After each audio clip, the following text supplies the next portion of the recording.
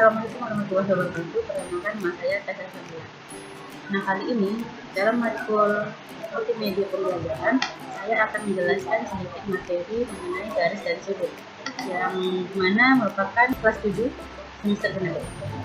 Adapun kata konsepnya yang pertama itu ada garis dan sudut. Nah, pertama adalah garis. Yang kita bahas di sini adalah hubungan antar garis, membagi garis, kedudukan dua garis, perbandingan segmen garis. Nah, pada materi sudut, terdapat ukuran sudut, hubungan antar sudut, melukis sudut. Adapun hubungan antar sudut itu ada sudut lurus, sudut bertolak belakang, sudut pada dua garis sejajar dan dipotong oleh garis lainnya. Nah, adapun daftar isinya, yang pertama akan kita membahas mengenai hubungan antar garis, yang kedua membagi luas garis menjadi beberapa bagian sama panjang, yang ketiga mengenal sudut, yang keempat hubungan antar sudut, yang kelima melukis sudut istimewa.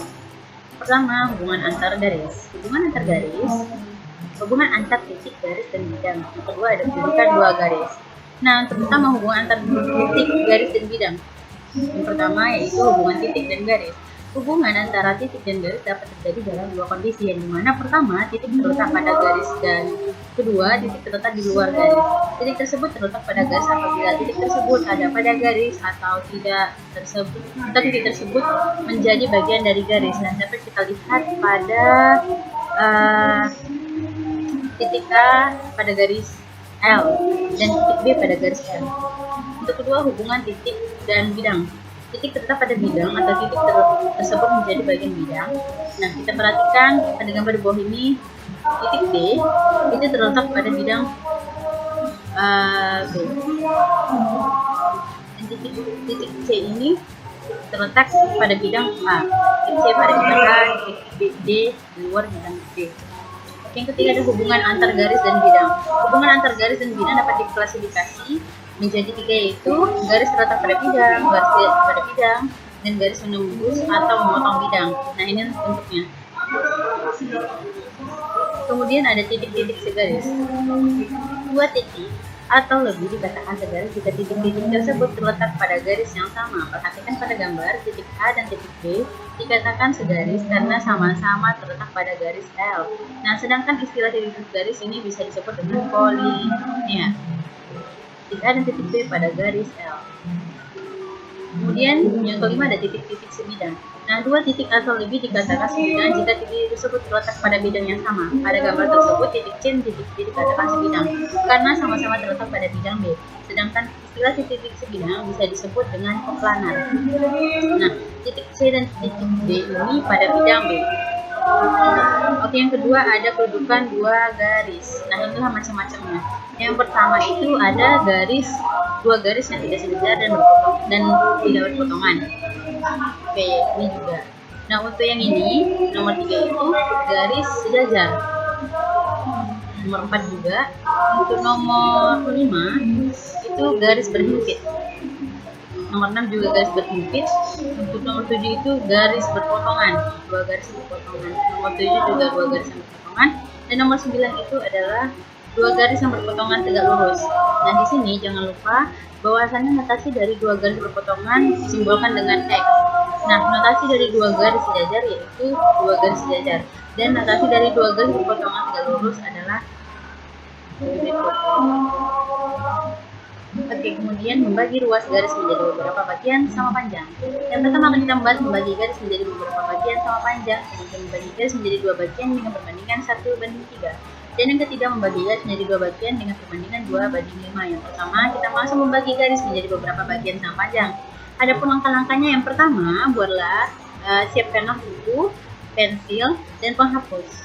Dan paling utama adalah penggaris untuk membuat dan membagi garis menjadi beberapa bagian sama panjang. Nah, yang pertama buatlah sebarang ruas garis AB. Kemudian dari titik A buatlah ruas garis AM dengan ukuran 5 bagian sama panjang sedemikian sehingga tidak berimpit dengan garis AB, yaitu AP sama dengan PQ sama dengan QR dan sama dengan RS dan sama dengan SM. Kemudian hubungkan titik M dengan B. Titik M dengan B. Buatlah garis sejajar dengan ruas garis MB yang masing-masing garis tersebut melalui titik S.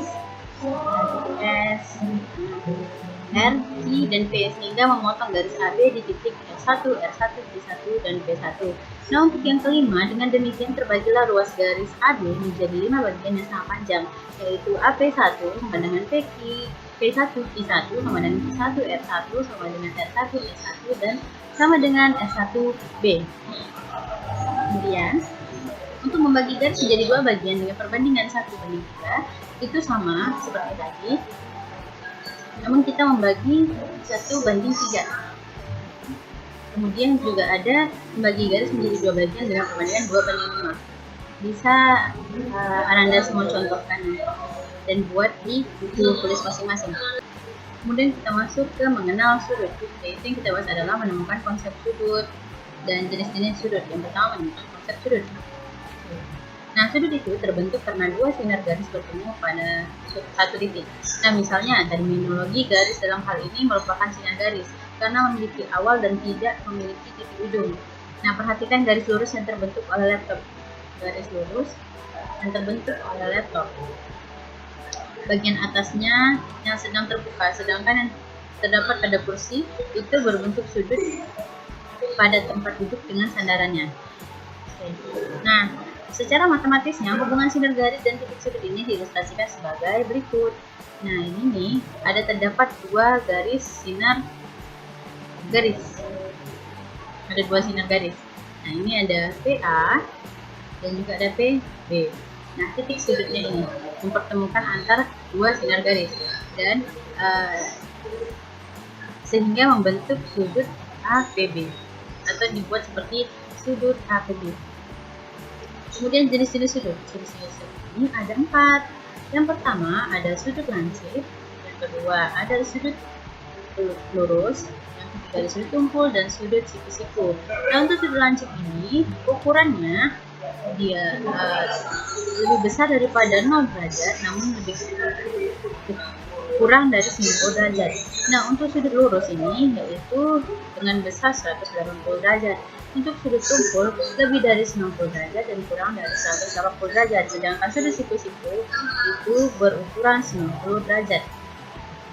Oke, kita masuk ke hubungan antar sudut.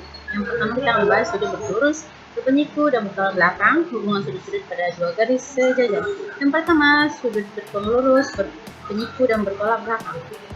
Nah, yang pertama berpelurus ini dapat kita lihat bahwasannya terdapat gabungan dari dua sudut tumpul dan sudut lancip dengan warna yang berbeda, maka terbentuklah sudut lurus. Nah, untuk sudut penyiku yaitu gabungan dari dua sudut lancip sehingga terbentuklah sudut penyiku.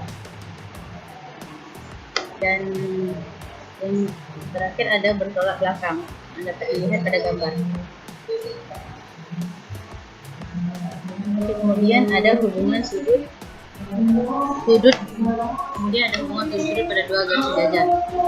Nah, di sini dapat kita lihat nih bahwasannya titik-titik K, L, M, dan N merupakan titik-titik interior garis K dan L atau titik-titik yang berada di daerah dalam garis K dan L. Nah, karena tadi pembahasan mengenai hubungan titik pada dua garis sejajar yang dimana dipotong oleh satu garis, maka terbentuklah seperti ini. Nah, garis M itu memotong garis K dan L. Dan kemudian pada gambar tersebut dapat kita ketahui bahwasannya ada terdapat sudut luar, sudut dalam berseberangan, luar berseberangan, sudut dalam sepihak, dan sudut sehadap. Nah, adapun nih sudut-sudut luar itu ada sudut 1, sudut 2, sudut 7, dan sudut 8. Sudut dalam, sudut 3, 4, 5, 6. Untuk seberang dalam perseberangan 3, 5, 4, 6. Untuk luar berseberangan 1, 7, 2, 8. Untuk sepihak 3, 6, 4, 5. Dan sudut sehadap itu ada 1, 5, 2, 6, 4, 8, dan 3, 7. Oke, selanjutnya melukis sudut istimewa. Yang pertama ada melukis sudut 60 derajat dan 60 derajat. Kemudian membagi sudut menjadi dua sama besar. Oke, yang pertama melukis sudut 90 derajat dan 60 derajat. Anak-anak jangan lupa siapkan buku, pensilnya, penggaris dan juga jangka. Oke. Nah, yang pertama, buatlah sebarang ruas garis AB dengan titik B sebagai titik pusat dan jari-jari BA atau kurang dari BA. Buatlah busur lingkaran melalui titik A dan memotong kepanjangan AB di titik B. Nah, ini dia. Dengan titik A dan B aksen sebagai pusat dan jari-jarinya lebih besar dari BA. Buatlah busur lingkaran sehingga berpotongan di titik C.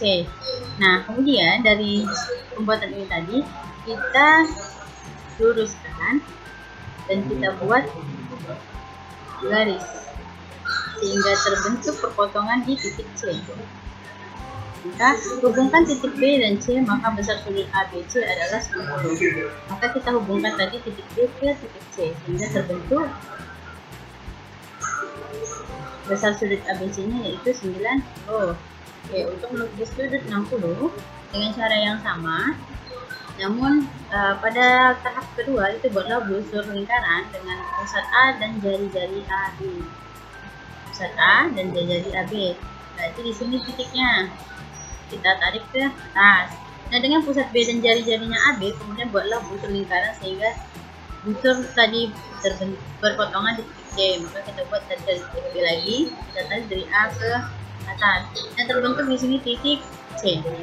Kemudian setelah itu baru kita tarik garis dari titik A ke titik C, maka terbentuklah sudut 60 derajat.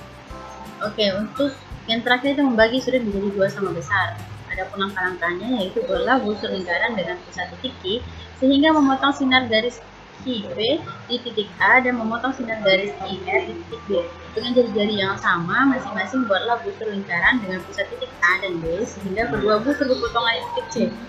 Nah, kita bikin ini di titik Q, kemudian kita tarik garis dari titik B ke titik A atau dari titik A ke titik B. Setelah itu, kemudian kita dari titik A dan titik B sehingga kedua busur dari titik A kita buat garis. Nah, dari titik B kita buat juga garis sehingga terbentuklah titik C. Nah, dari titik C tadi kita tarik garis dari titik Q ke titik C sehingga terdapatlah sudut PQR itu terbagi menjadi dua sama besar, yaitu MPQ sama dengan M sudut RQC. MPQC itu sama dengan sudutnya yang RQC. Kemudian setelah itu coba Ananda semua ukurlah dengan busur derajat besar apakah ukurannya sama atau tidak. Kemudian ini ada latihan soal yang akan Ananda kerjakan, yang akan Ibu berikan. Ada 4 soal. Oke. Sekian dari Ibu. Mohon maaf apabila banyak kesalahan. Wassalamualaikum warahmatullahi wabarakatuh.